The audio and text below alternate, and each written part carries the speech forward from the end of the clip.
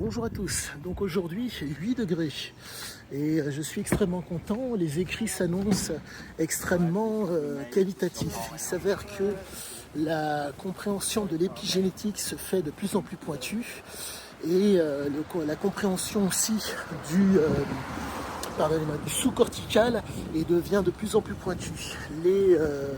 À force si je puis dire, d'approfondir et d'essayer de comprendre vaille que vaille la mécanique et le fonctionnement de cet homme, je me retrouve avec des éléments d'information qui sont extrêmement intéressants.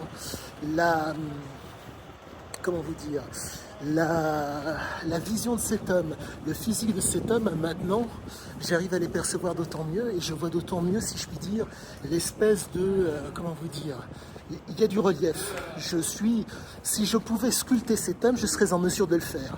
Ça donne quelque chose qui est extrêmement, extrêmement plaisant au quotidien et qui permet réellement d'être au mieux.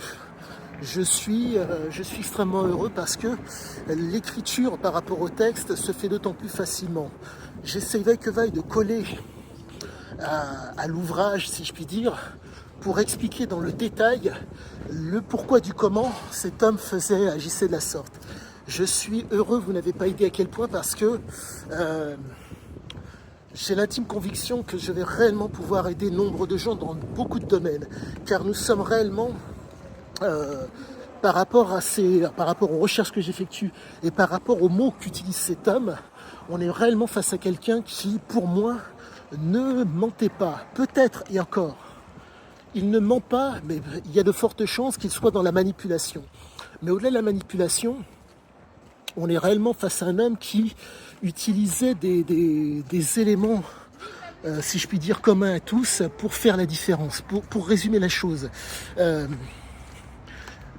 Le fait d'avoir conscience, le fait de prendre conscience et le fait d'être en prise avec le réel. C'était un homme, il faut comprendre que malencontreusement, de par le père, de par la mère, il a été énormément impacté. Il s'avère que les parents ont donc transmis les gènes, mais les gènes n'auraient pu ne pas être, n'auraient pas pu ne pas être actives. Mais là, dans son cas, c'était, si je puis dire, quasi impossible.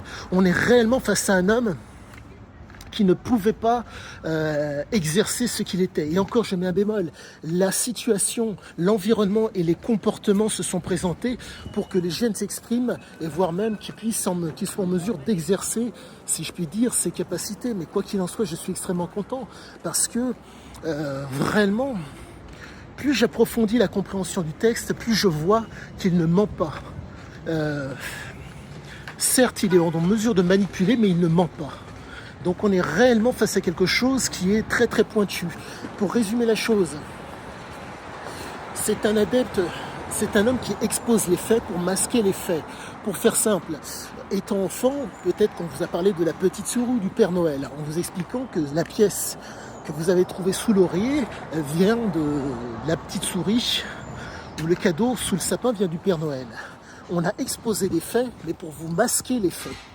Et force est de constater ce que c'est ça. C'est réellement ça.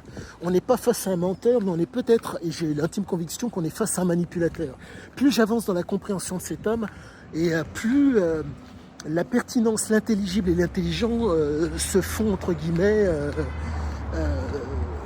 sont visibles. C'est proprement fantastique et c'est vraiment génial. Quoi qu'il en soit, je continue sur ma lancée et je vous dis à bientôt pour la suite.